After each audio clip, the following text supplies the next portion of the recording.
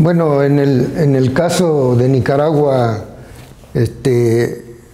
se han estado escuchando algunas versiones, sobre todo de algún sector de la izquierda, o por lo menos de lo que fue la izquierda hace 2 o 3 décadas, ¿verdad? En el sentido de que es un movimiento, pues ahora sí que diseñado, planificado y hasta financiado por el gobierno de los Estados Unidos. A mí me parece eso como una versión muy simplista de la realidad, es mucho más compleja de lo que esta izquierda cómoda busca explicarlo. ¿Por qué te digo eso? No puede todo achacarse, decir es un golpe suave y querer achacarle todos los problemas que se dan en el mundo al gobierno de los Estados Unidos. Sería ingenuo también pensar que el gobierno de los Estados Unidos no aprovecha las coyunturas de desestabilización que hay en nuestros países para poder sacar raja, ¿va?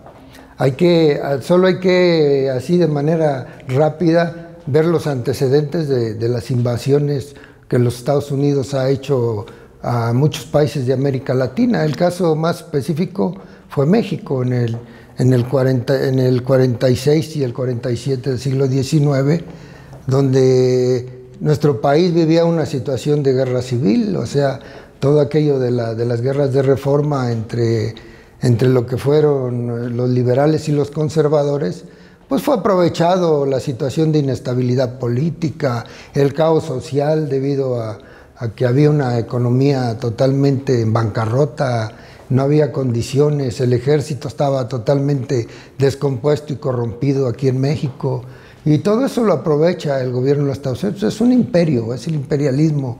Ellos aprovechan cualquier oportunidad para involucrarse y poder sacar una ventaja a sus intereses.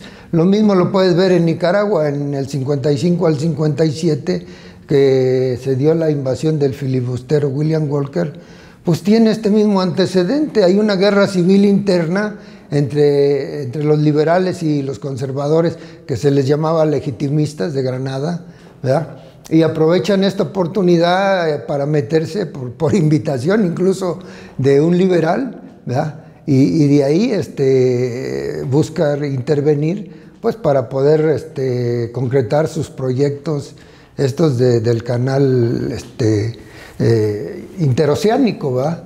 La idea de hacer primero el canal en Nicaragua es el punto de arranque de todas estas intervenciones que hizo Estados Unidos en Nicaragua en el siglo XIX, luego a inicios del siglo XX, en 1907, en 1910, en 1911, en 1926, que es cuando se da la creación del Ejército de la Soberanía Nacional de Sandino.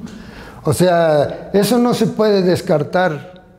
Incluso si nos venimos más adelante, pues los Estados Unidos siempre han aprovechado todas estas cosas. O sea, los planes encubiertos, cuando le dan el golpe de Estado en Guatemala, por ejemplo, a Jacobo Arbenz, es parte de esta situación política de los intereses de los Estados Unidos, ¿verdad?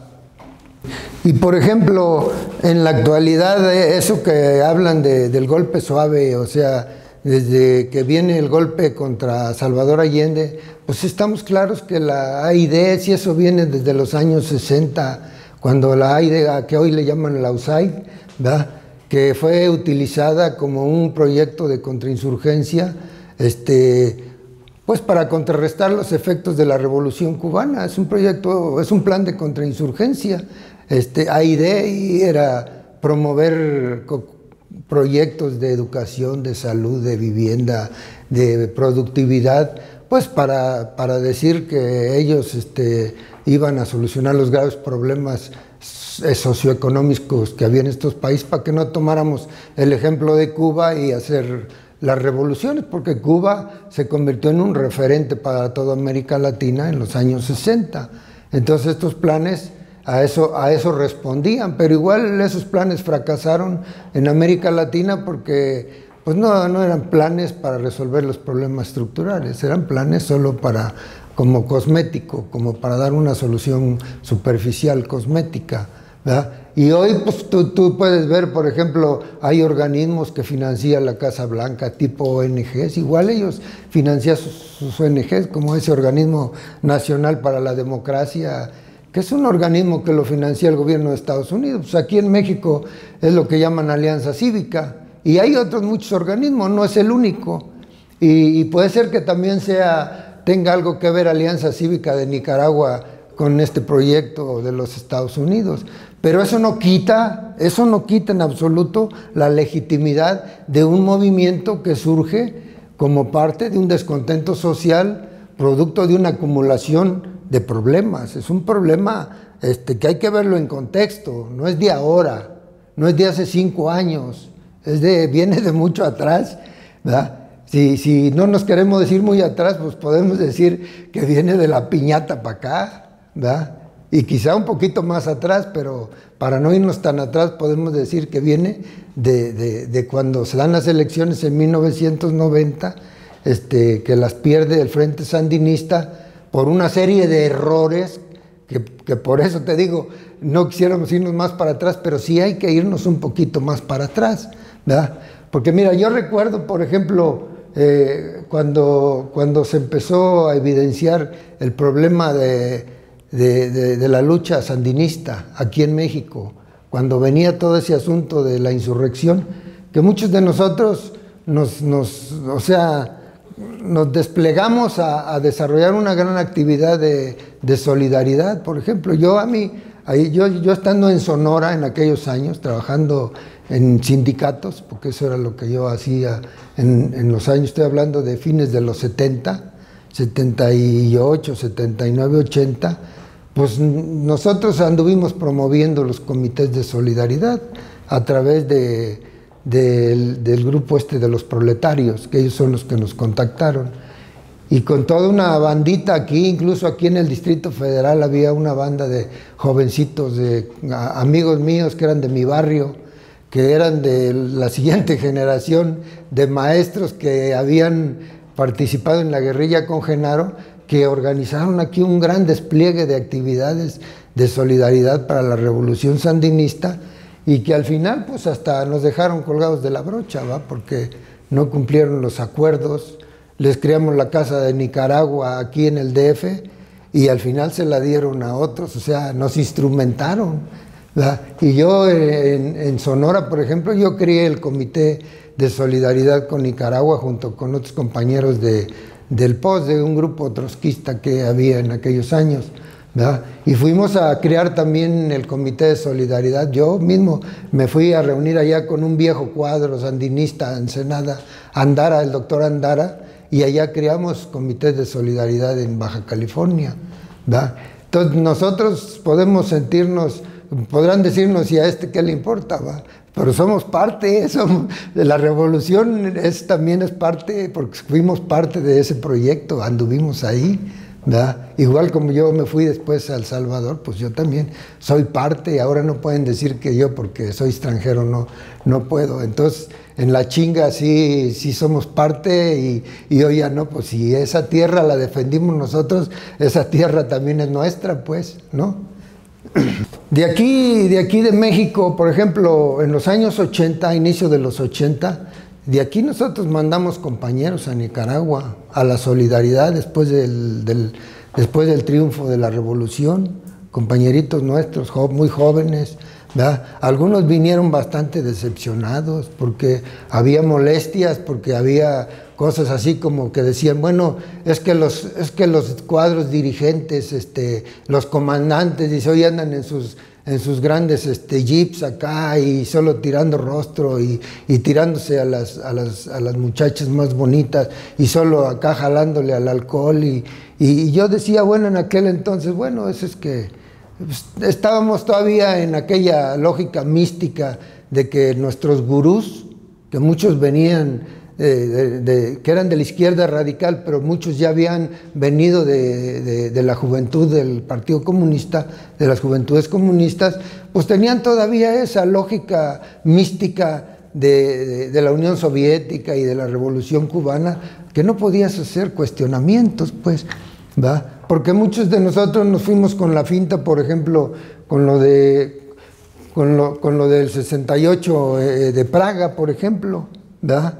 La primavera de Praga, que no la cuestionamos porque los gurús que teníamos eran una bola de ortodoxos, ¿va? Que decían, no, que justificaban digamos, en concreto justificaban todo lo que decía el Partido Comunista Soviético y también los cubanos, porque los cubanos también cuestionaron y apoyaron a la Unión Soviética en esa invasión a Checoslovaquia, ¿verdad?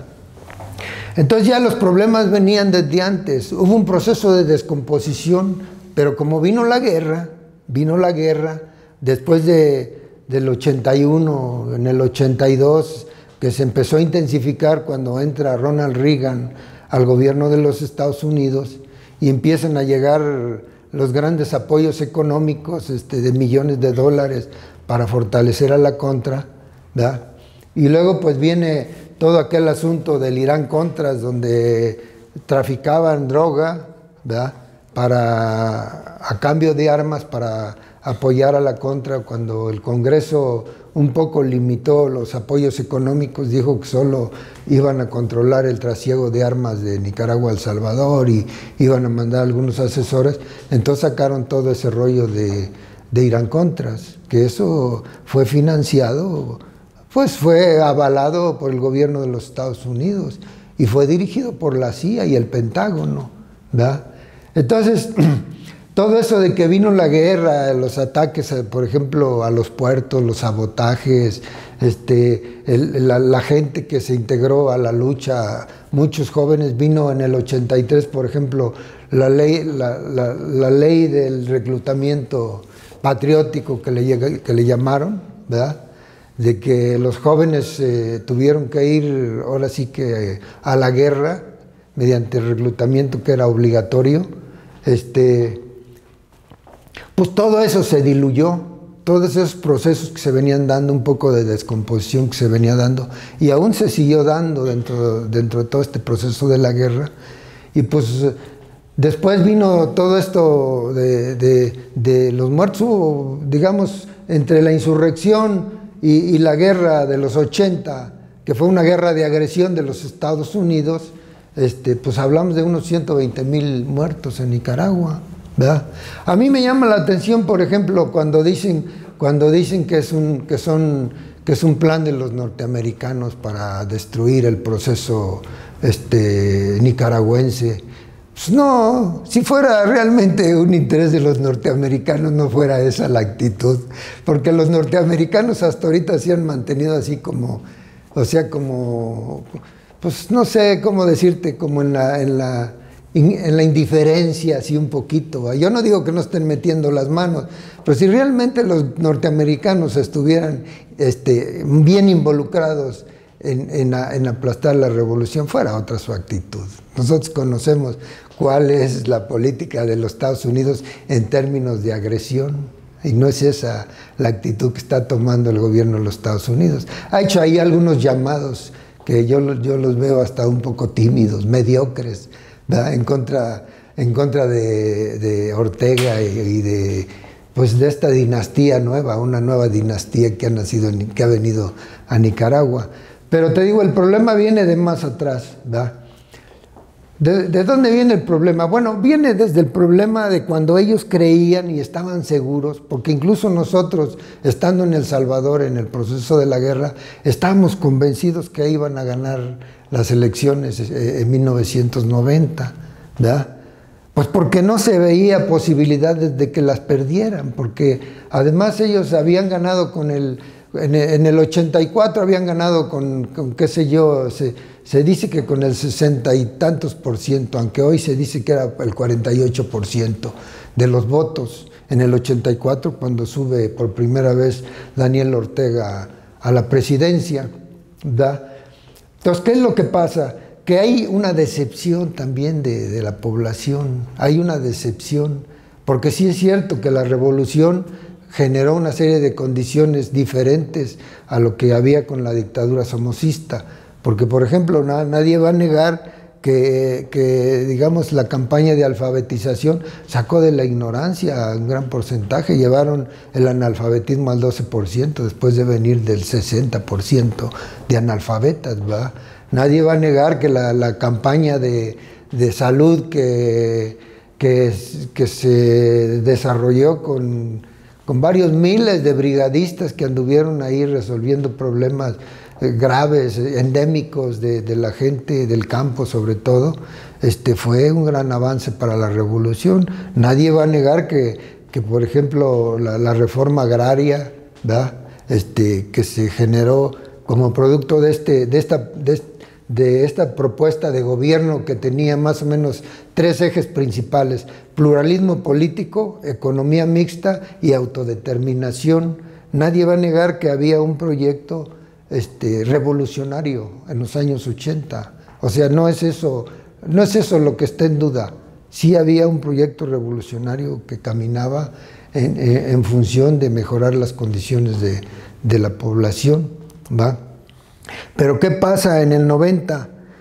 Que muchas de estas cosas que te estoy mencionando, que ya venían después del triunfo de la revolución, estas desviaciones de algunos comandantes, ¿verdad? De algunos poquitos comandantes de alto nivel y otros de intermedios, incluso también de bajo nivel, ¿verdad? Empezaron a golpear también la conciencia de la población, empezaron a generar un cierto descontento social, ¿verdad? Pero el caso más grave, que después de que viene todo este proceso de negociaciones, cuando se tiene el acuerdo de adelantar las elecciones, porque se tenían para más después, se adelantan para 1990, ¿verdad? Yo me acuerdo, porque en ese tiempo estaba en un frente de guerra en El Salvador, que se decía que en el evento de febrero de 1990, cuando se celebraba la muerte de Sandino, la Plaza de la Revolución estaba a reventar. O sea, se desbordó la Plaza de la Revolución, ¿verdad? Pues porque la gente todavía tenía la expectativa del sandinismo, ¿verdad? Pero ¿qué sucede?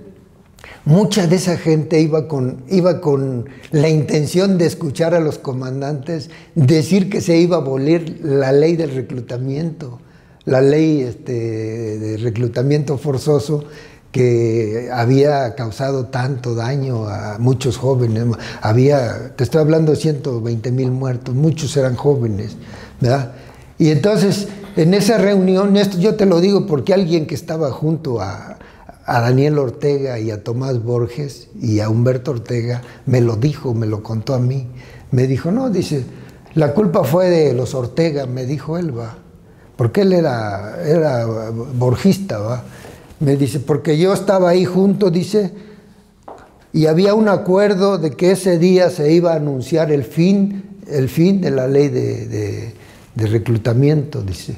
Ese día se iba a anunciar. Y entonces como Daniel y Humberto vieron aquella plaza llena, dicen que Humberto le dijo a Daniel, ya no lo digas, ¿verdad? Esto en función de fortalecer las plantillas de las estructuras militares, seguramente, para no dejar esa posibilidad de que ya no iba a haber reclutamiento para fortalecer el ejército. Y entonces no lo dieron a conocer, no lo dijeron, aun cuando era un acuerdo de la Dirección Nacional, no lo dijeron, ¿verdad? Entonces, ¿qué pasó? Hay una serie de cosas que se acumulan ahí, que al final la gente, muchos dicen que fue porque la gente votó para que ya no siguiera la guerra. En cierta parte sí, pero en cierta parte también por esto otro que yo te estoy contando, ¿verdad? Por esta actitud pragmática, por esta actitud que a veces es un poco falto de ética hacer ese tipo de cosas, ¿verdad? Entonces, cuando llegan las elecciones, la gran sorpresa es que les ganaron por 10 puntos. No es poca cosa, 10 puntos, ganar por 10 puntos, cuando ellos en el pasado habían arrasado, habían casi llevado carro completo no solo a la presidencia, sino incluso a la Asamblea Nacional, ¿verdad? Entonces, hay una serie de hechos que se van acumulando, después vienen otros problemas, ¿verdad? Bueno, viene todo este problema de los contras, los recontras, los recompas, que viene todo este problema ya con Violeta Chamorro en el gobierno, que los Estados Unidos pues empiezan a promover todo el modelo neoliberal, ¿va?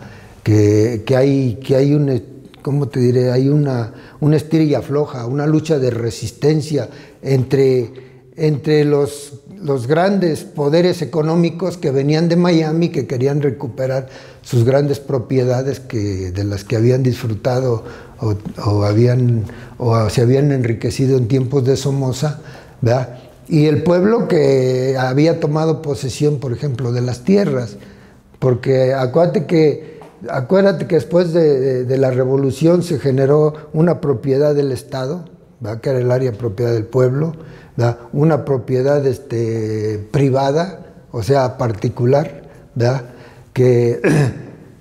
Y una propiedad social, ¿verdad? Entonces, cuando viene la oligarquía de nuevo, una vez que se restablece Violeta Chamorro y que se les empieza a abrir la oportunidad, pues hay ahí un forcejeo, ¿verdad? Pero también ahí los sandinistas o lo que fue quedando del sandinismo, empezó a hacer algunos enjuagues con estos sectores de la oligarquía, empezó a negociar, ¿va? Y yo me acuerdo, mira, en 1991, en víspera de los acuerdos de paz, esto yo nunca lo he dicho, ni creo que nadie lo haya dicho, en víspera de los acuerdos de paz, hubo un encuentro de militantes del Ejército Revolucionario del Pueblo en El Salvador, allá en la zona de Morazán. Dicen, porque esto me lo dijo a mí alguien de la Comisión Política del RP, ¿verdad? Que en esa ocasión, antes de esa reunión, un día antes de esa reunión, Joaquín Villalobos le propuso a la Comisión Política que le dieran permiso de empezar a hacer acuerdos con la oligarquía salvadoreña para hacer negociaciones con los Ortega, específicamente con los Ortega, ¿verdad? Y que en esa reunión, ¿verdad? Cosa sorprendente, porque la Comisión Política siempre fue muy dominada, muy obnubilada por Joaquín Villalobos, se opuso, era la primera vez que se oponían a una propuesta de Joaquín Villalobos, y Joaquín Villalobos salió enojado, molesto, casi amenazando de renunciar de la organización. Entonces ya tú te das cuenta ahí cómo viene este proceso de descomposición. ¿Cuál era, por ejemplo, la lógica de Villalobos? Porque Villalobos era muy cercano a los Ortega. Nosotros veníamos del rollo insurreccional, que es el mismo que traían los terceristas, y era muy cercano a Ortega. ¿Cuál era la lógica de Joaquín Villalobos? Un partido pobre es un pobre partido. O sea, ¿qué es lo que está queriendo decir con esto? Pues que hay que empezar a hacer billete, porque sin billete no vamos a poder ser poder. Pues sí, pero el poder también se puede construir de otra manera, porque nosotros antes, en los años 70, sin tener billete, llegamos a crear poder político, poder popular, a través del trabajo cotidiano, de concientización de masas, pues, ¿verdad? De politización de masas, ¿verdad? Entonces ahí como que ya se viene perdiendo la perspectiva real, ¿verdad? Entonces yo te cuento estas cosas porque hay una serie de antecedentes, ¿verdad? Entonces cuando viene todo esto, luego vienen otros problemas, ¿verdad? Acuérdate que en el 96 empieza a haber un enfrentamiento, empieza a haber un deslinde, un decantamiento dentro del Frente Sandinista, ¿verdad? Porque, por ejemplo, en el 94, cuando se da el Congreso, después en el 90 hay un Congreso del Frente Sandinista donde se plantean y se cuestiona a la dirección nacional, Y la mayoría de los congresistas están de acuerdo en que hay que cambiar la actitud, porque hay un problema ético ahí dentro de la Dirección Nacional que se está cuestionando, ¿verdad? Ahí ya empieza a surgir este grupo renovador. Todavía no aparece estructuralmente ni orgánicamente, pero ya empiezan a aparecer las caras de un grupo que está cuestionando ciertas desviaciones que se están dando en el ejército sandinista, en el Frente Sandinista y en el Congreso, donde se iban a renovar las estructuras de dirección, que se la juega Henry Ruiz, el comandante Modesto, contra Daniel Ortega. Pues ahí se declara un grupo ya que es este movimiento renovador sandinista, que lo acusan de socialdemócrata, ¿verdad? Y ahí se empieza ya a deslindar, a dar un deslinde interno, hay una separación, hay una división, porque hay muchos cuadros de dirección, incluso comandantes, que se separan de la Dirección Nacional. Esto no es de gratis, esto tiene un trasfondo político que hay que analizarlo, ¿verdad? Porque se va Henry Ruiz, se va José Valdivia, se va Víctor Tirado López, Mónica Baltodano, Carlos Núñez, Jaime Huilu, se van cuadros que tenían mucho peso dentro del Frente Sandinista de Liberación Nacional. No es nada de gratis, no es que se van todos de un solo, sino que se van yendo, ¿verdad? Y empieza a haber problemas también internos, incluso dentro del ejército, porque por ejemplo hay una confrontación entre Humberto Ortega y Javier Pichardo, que era un alto mando del ejército sandinista, y entonces Pichardo se hace un lado, pues.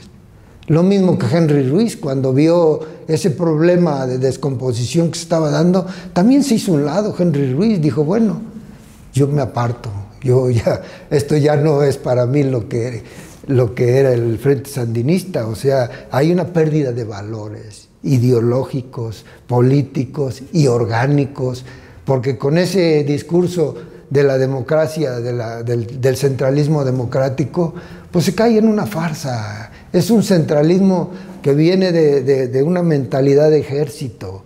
Es un centralismo en el que los cuadros de dirección tiran la línea y todo el mundo tiene que acatarla y todo el mundo tiene que obedecerlos. Y si no los obedeces, entonces estás en contra. Eres contrarrevolucionario, porque así fue en la Revolución Rusa. En el 21, cuando la oposición de izquierda, los obreros empezaron a reclamar que les dieran espacio con sus representantes en los soviets, y les empezaron a imponer desde la cúpula, desde la nata burocrática, quiénes los iban a dirigir, pues se dio este problema. Entonces la clase obrera, ¿verdad? Los marinos de Kronstadt, que son los que defendieron la revolución en el 17, pasaron a ser parte de la contrarrevolución. Eso no tiene lógica, ¿verdad? No puede ser que de un tiempo a otro, de repente, grandes sectores de la población que fueron revolucionarios, ahora son contrarrevolucionarios. No puede ser. O sea, ¿en qué cabeza cabe eso? No lo entiendo yo, ¿verdad? O sea, grandes sindicatos como el de los ferrocarrileros en Rusia, que se separaron de los bolcheviques, ¿verdad? La masacre que hicieron en el Báltico contra los marinos de Kronstadt fue una persecución terrible, y no fue en tiempos de Stalin, fue antes de Stalin. Con Stalin fue peor, ¿verdad? Entonces todo ese modelito ese modelo de partido leninista, pues es un partido autoritario, es una visión autoritaria de partido que nosotros tenemos que empezar a revisar seriamente. Y la izquierda, que se diga izquierda, ¿verdad?, no puede seguir justificando ese tipo de modelos. ¿Por qué te lo digo? Porque, por ejemplo, en El Salvador, después de los acuerdos de paz, cuando se empieza a dar esa misma descomposición que se dio en Nicaragua, donde primero se separan los del FDR, que dicen, bueno, hasta aquí llegamos con ustedes son muy autoritarios y nosotros nos vamos a dar la lucha política. Se va el FDR, ¿verdad? Después se va el RP y la RN. ¿Por qué? Pues porque ellos, la RN y el RP, están planteando un planteamiento, por decir, renovador, socialdemócrata, o por lo menos más rosadito. Y los otros con un discurso rojo, pero solo de labio para afuera, ¿verdad? Siguen con su rollo ortodoxo, ¿no? No, nosotros somos los comunistas, nosotros la revolución soviética, nosotros la revolución rusa y no sé qué, ¿verdad? Entonces, esa misma descomposición se da, ese mismo decantamiento se da en El Salvador, y al final el 80% de los veteranos de guerra, de los que hicimos la revolución, de los que dirigíamos el proceso desde la llanura, nos salimos o nos echaron, porque yo te puedo asegurar que hoy más del 80% de los cuadros medios y de la base social que formábamos parte del Farabundo Martí, todavía hasta 1994-95 ya no estamos en el frente. Lo mismo pasó en Nicaragua. No hay que chuparnos el dedo de decir que es que todo viene porque los gringos. Claro que los gringos van a meter su cuchara, y la oligarquía también va a meter su cuchara, porque no hay que olvidarnos, no hay que perder de vista que Ortega, para ganar las elecciones desde 2001, hizo una alianza espuria con Arnoldo Alemán, ¿verdad? Porque Arnoldo Alemán, después de que se va a la Chamorro en el 96, gana las elecciones, porque además Ortega se peleó con el sector de la iglesia, que era una iglesia también de derecha, una iglesia conservadora, con Obando y Bravo, ¿verdad? Se pelea con la iglesia y después se da cuenta que tiene que aliarse con un sector de la oligarquía y con ese sector de la iglesia con el que se pelea, ¿verdad? Porque hay una cosa que le llaman el viborazo, porque Ortega acusa a Obando y Bravo de fariseo y Obando y Bravo lo acusa de raza de víboras, de eso que viene en la Biblia, ¿verdad? Como que dice el viborazo, le dicen, ¿verdad? Entonces Ortega Saavedra se da cuenta que sin la iglesia no puede ganar las elecciones, y se da cuenta que hay una división dentro de la oligarquía, dentro del Partido Liberal, porque hay dos corrientes, un movimiento liberal constitucionalista, creo, y otro independiente, ¿verdad? Y aprovecha esa división, ¿verdad?, para en las elecciones de 2001 ganar. ¿Pero cómo? ¿Pero cómo hizo esa alianza? ¿Verdad? Cuando Arnoldo Alemán sale, está considerado uno de los hombres más corruptos, de los presidentes más corruptos de América Latina. Se hablaba de $100 millones que había ordeñado de las arcas de la nación, ¿verdad? Y estaba procesado, porque el presidente que llegó, Enrique Bolaños, lo mandó a enjuiciar por las broncas que ellos tenían, porque Enrique Bolaños era de la COSEP, ¿verdad?, el que dirigía la COSEP, y lo manda a enjuiciar, y tenía una posibilidad de irse 20 años a la cárcel. Pero Daniel hace una alianza con Arnaldo para que no lo metan a la cárcel, porque además, ¿verdad?, hay que tomar en cuenta que Daniel todavía controla parte del aparato judicial. La misma jueza que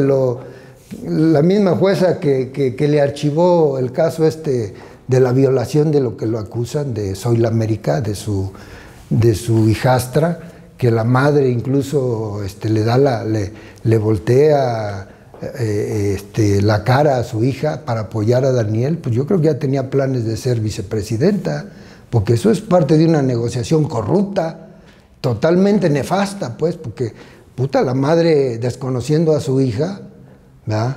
Y desde cuando venía violándola. La niña tenía creo que 12 o 13 años cuando la empezó a violar, ¿verdad? Y hay una jueza sandinista que lo archiva el expediente y luego dice que ya prescribió y no pasó nada. Y lo mismo hizo, ¿verdad? Se valió de la mayoría que tenían en la Asamblea Nacional para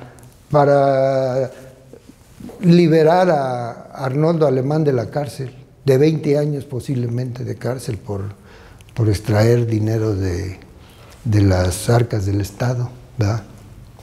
Entonces hay un problema ahí de descomposición. ¿Qué pasó, por ejemplo, en la alianza que hace con la Iglesia Católica? ¿Verdad? Pues supuestamente son revolucionarios, son de izquierda.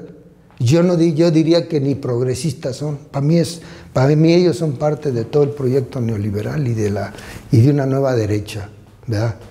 Porque por ejemplo, con la Iglesia Católica, ¿verdad? Se reconcilian de la noche a la mañana después de que se habían peleado y se habían tirado hasta con la cubeta, cosas bien viscerales que se habían dicho, y de repente se alían. ¿A cambio de qué? A cambio de criminalizar el aborto. Una ley que ya existía desde el siglo XIX del derecho al aborto quirúrgico, lo cancelan, lo abolen. Ese fue el acuerdo que hizo, es un acuerdo totalmente asqueroso. Por eso tú hoy ves que todas las feministas y todas las mujeres pues, que defienden su espacio dentro de la lucha por el espacio de las mujeres están en contra de Daniel Ortega, pues no es casual, ¿verdad? Hoy, ¿cómo vas tú a decir que todo el mundo, que toda esa gente que sale en marchas pacíficas y en marchas cívicas, están instrumentalizados por el imperialismo, pues, y ahí no están también los campesinos de la lucha anticanal, pues, ¿verdad? Porque lo del canal empezó muy bien, o sea, hicieron un convenio con China, ¿verdad? Hicieron el gran convenio con China porque, pues sí, China, aquí es mentira decir que China por razones ideológicas, eso es otro rollo. A China lo que busca es también igual que el gobierno de los Estados Unidos, es una hegemonía económica a nivel mundial, pues, y a lo mejor hasta más adelante quiera la hegemonía política y no sabemos si hasta militar, igual como Estados Unidos, ¿va? Entonces hacen un convenio con China que es un convenio eminentemente comercial para hacer el canal y empieza un desencanto ahí de los sectores campesinos, que de por sí el sector campesino de San Juan era un sector bastante opositor a los Ortega e incluso algunos al sandinismo, ¿verdad? Muchos de esos campesinos incluso habían estado en la contra y otros no. Otros eran sandinistas, porque también estaban en la Asociación de Trabajadores del Campo, ¿verdad? Entonces ahí hay un sector también que está en contra de eso, ¿verdad? Aunque hoy parece que el canal ya es puro cuento chino, la verdad, porque parece que ese convenio ni siquiera está caminando. Yo creo que los chinos incluso ya están negociando con los panameños para pasar ahí sus mercancías. ¿Para qué quieren otro canal? Si está el canal de Panamá y si están en acuerdo ya con los panameños, ¿para qué quieren construir otro canal? ¿Verdad? Pero el problema sí se dio, ¿verdad? El problema de que estaban haciendo daño al sistema, a la ecología, pues al medio ambiente, sí se dio, ¿verdad?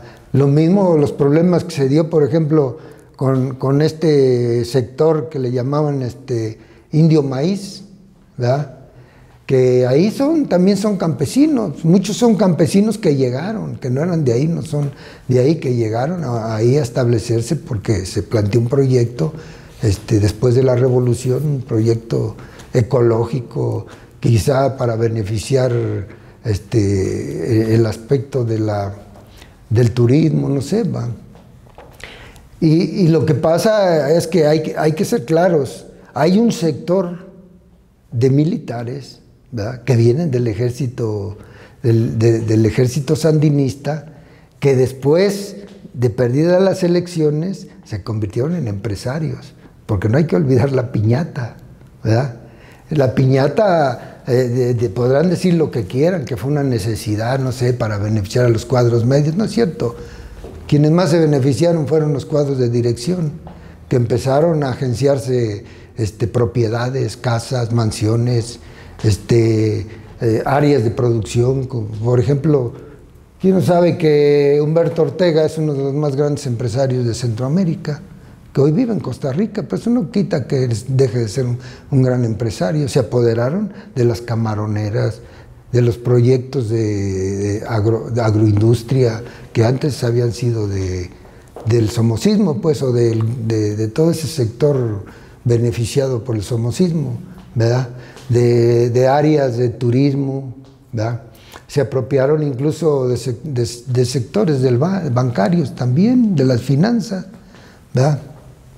Se habla incluso de algo que tampoco mucho se ha comentado, pero después del triunfo de la revolución, los compañeros de la Resistencia Nacional del Salvador le dieron a los sandinistas 15 millones de dólares, ¿verdad? Que incluso esos 15 millones llegaron a Panamá, pero dicen que un maletín se lo chingaron no sé quién, a lo mejor los pilotos o los mismos militares, ¿verdad?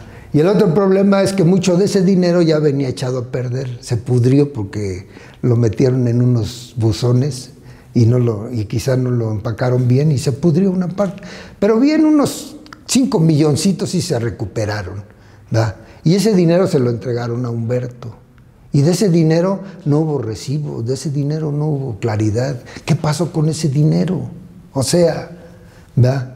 Porque ese dinero se lo dieron los compas de la Resistencia Nacional, que había sido producto de un secuestro que habían hecho ellos en los años 70, a fines de los 70, cuando estaba ya todo el rollo insurreccional en El Salvador, ¿verdad? Suponte tú que se robaron una maleta, 5 millones, ¿verdad? La otra maleta regresó podrida porque se echó a perder, porque el dinero también le agarra hongos y se pudre si no está bien protegido.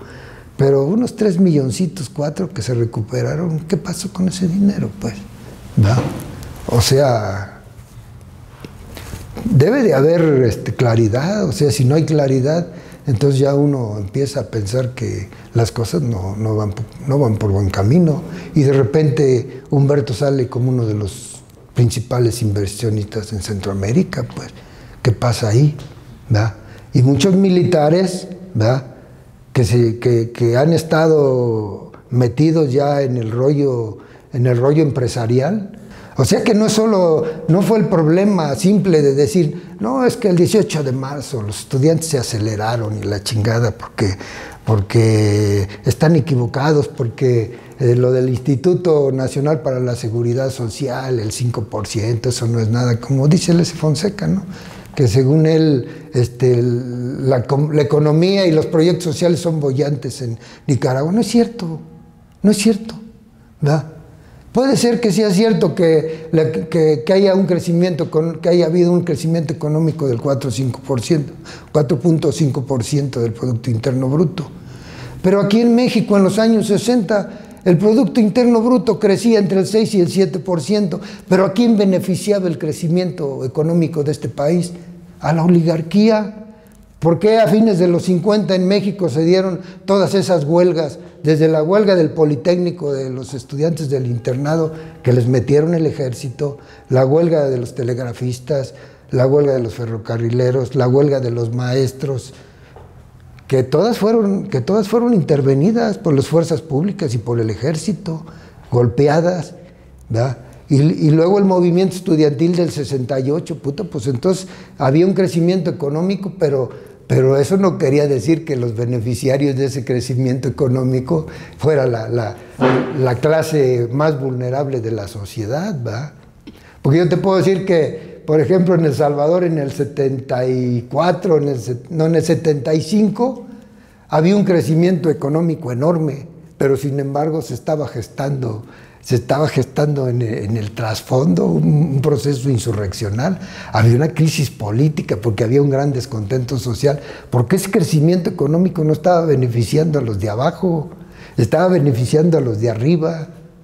Entonces, que no vengan con ese cuento de que la economía estaba creciendo, porque Nicaragua es uno de los países con los más bajos salarios de América Latina, incluso si no hasta del mundo. Porque yo te puedo decir que hoy se dice que el salario más bajo a nivel mundial es el de Vietnam, que fue un país socialista, o se considera que fue, ¿va?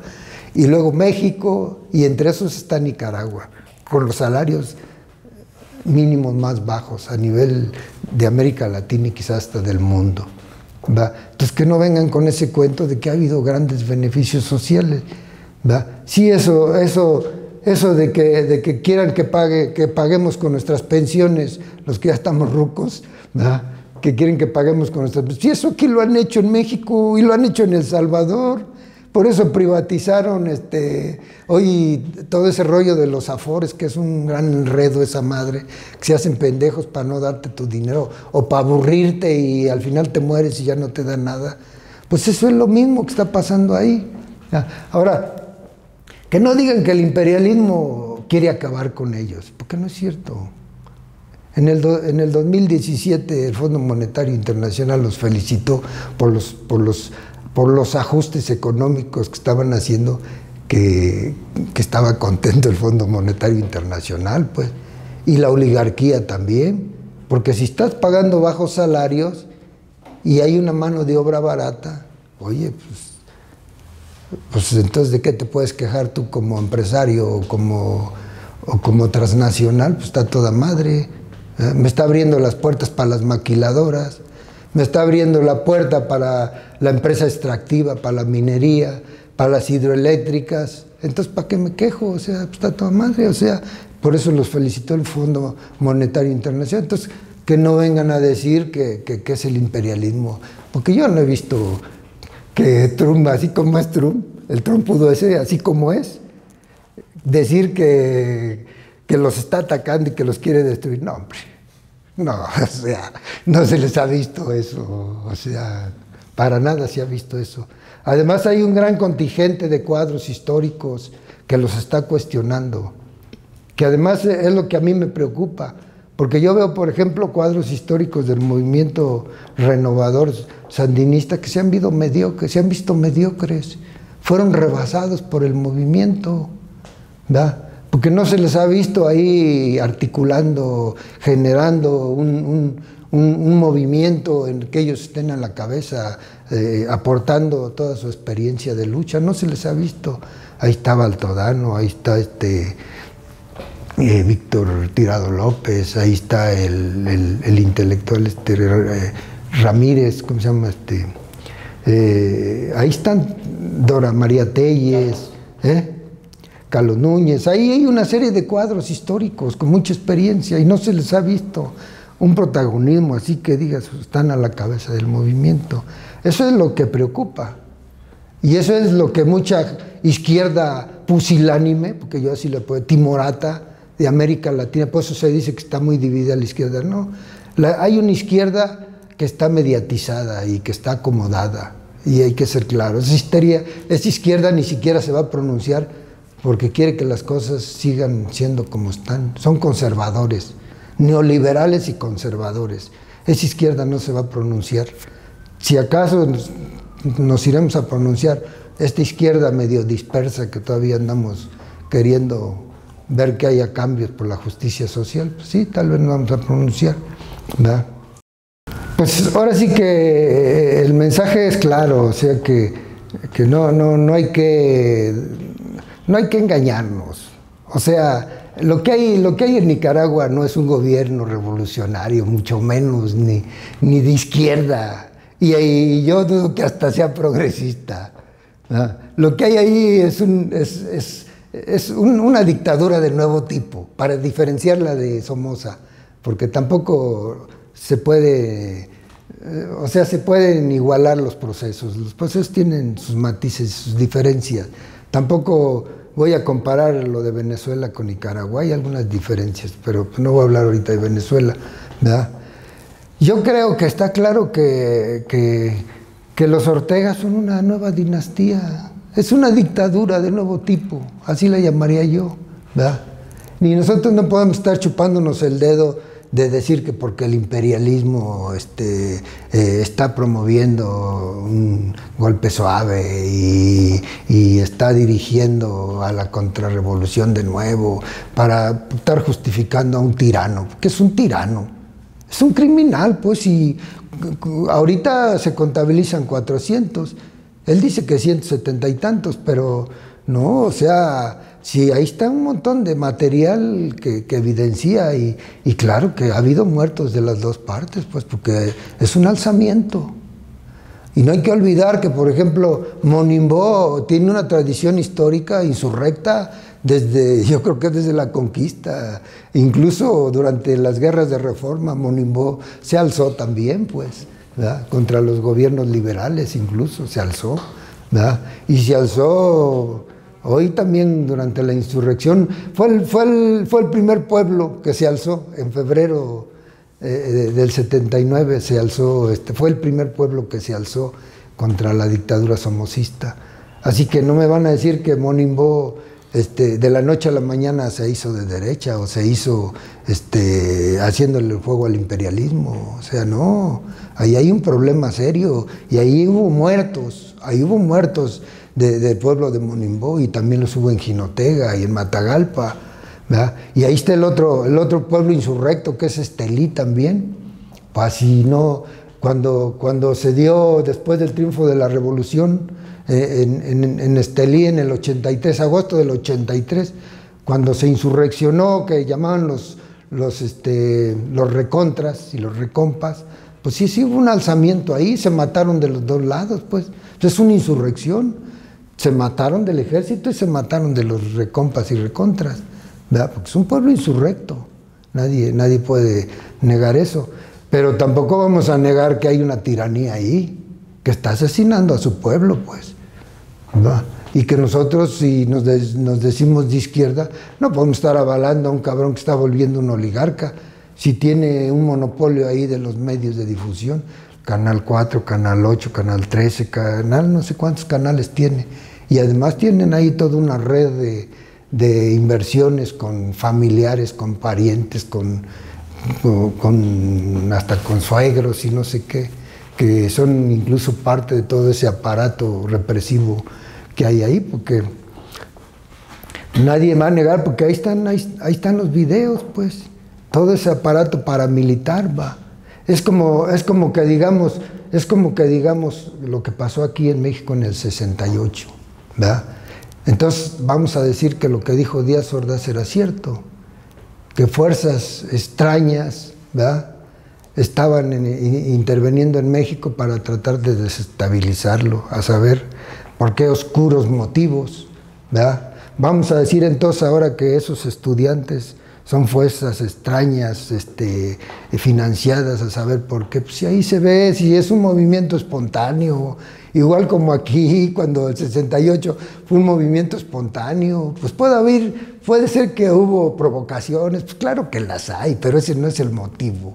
El motivo es la acumulación, las causas que generan ese descontento social, ¿verdad? El Consejo Nacional de Huelga, nadie puede decir que los gringos lo crearon, no está dentro de la concepción democrática de los gringos. Si era una democracia directa la que se daba ahí, pues en las reuniones del Consejo Nacional de Huelga, las brigadas estudiantiles, nadie va a decir que los gringos van a financiar para que haya barricadas de gente que está pidiendo libertades democráticas, pues, ¿verdad?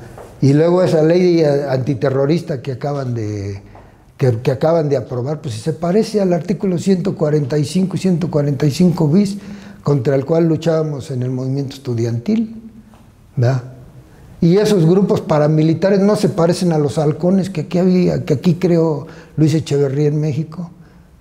Sí, eran grupos corporativizados, muchos de esos trabajaban en la basura, muchos eran lúmpenes, trabajaban en el departamento del Distrito Federal en aquellos tiempos. Otros eran lúmpenes de los barrios que los centaveaban para poderlos mantener más o menos preparados y activos.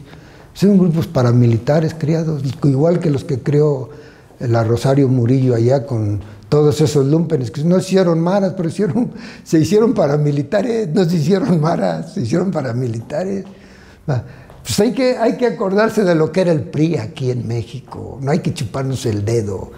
Eso casi se me está pareciendo un PRI, ese nuevo sandinismo ahí que ya abandonó sus principios desde hace años, se me está pareciendo más a un PRI que corporativizaba, que compraba a la gente a través de puestos, de cargos, de dádivas económicas, de ofrecerte viviendas, de ofrecerte bonificaciones, de ofrecerte X cosas para tenerte bajo control y para poderte instrumentalizar contra el pueblo. Eso es lo que está pasando ahorita en Nicaragua, porque no es otra cosa, ¿verdad? El ejército mismo, el proceso de descomposición, puede ser que haya muchos militares ahí que no estén de acuerdo, pero la cúpula está contribuyendo con los Ortega. Así que yo así lo veo. Yo te vuelvo a repetir lo que te dije cuando hablábamos de Venezuela, que para mí eso del socialismo siglo XXI es un cuento chino. O sea, no existió tal socialismo. O si lo quisieron, si lo quisieron crear fue más que nada más que un traslado del modelo del socialismo real soviético, que no hubo tal tampoco, ni siquiera sucedió, porque lo que hubo en Venezuela fue un modelo de desarrollismo, de ese que genera bienestar social, que lo mismo Ortega ha generado algunos proyectos de bienestar social, igual el asistencialismo que le llaman, ¿va? Pues, pero como un recurso para controlar al pueblo, ¿va?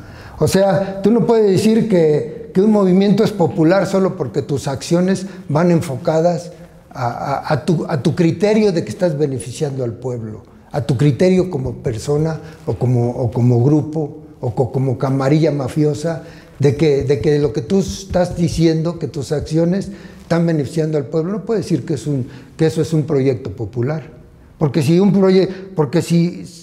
proyecto es popular, la gente debe de votar por ti, porque si no está votando por ti o no te está apoyando, pues es porque no estás beneficiando a ese pueblo, y ese pueblo en cualquier momento se te va a revirar, y esto que está pasando, pues va a pasar, y a lo mejor va a morir más gente, pero esto no va a quedar aquí. Es como que me digas que lo del 68 se acabó después del 68, si toda la década de los 70 fue la respuesta que nosotros, la generación que le seguimos a la dirigencia del 68, hicimos. Los sindicatos independientes, la democracia sindical, el movimiento campesino independiente, las colonias populares. Eso fue el resultado, ¿verdad? Bueno, y la reforma política que permitió la alternancia, porque antes acuérdate que solo el PRI era el que ganaba y solo el PRI era carro completo. Y sus paleros, ¿va? Tenía algunos paleros ahí que les daban ahí algunas diputaciones. La izquierda está regada. Es como que me digas, ¿de dónde está la izquierda en Nicaragua? Pues la izquierda son los jóvenes. Es otra nueva configuración de izquierda, ¿verdad? Son los jóvenes, los estudiantes, ¿cómo te diré? La juventud de los barrios que se ha estado alzando, acompañando al movimiento, los campesinos de allá de Indio Maíz, los campesinos contra el canal que han estado siendo perseguidos, encarcelados, reprimidos, ¿verdad? Esa es la izquierda. Es como que aquí me digas a mí cuál es la izquierda. Pues aquí la izquierda anda movida en un montón de proyectos, son las policías comunitarias, es el ejército zapatista, son la gente que anda en la lucha por recuperar todos esos cementerios clandestinos, todas esas fosas clandestinas, ¿verdad? Pues son los sectores incluso religiosos que están luchando en favor de los emigrantes. Esa es la izquierda.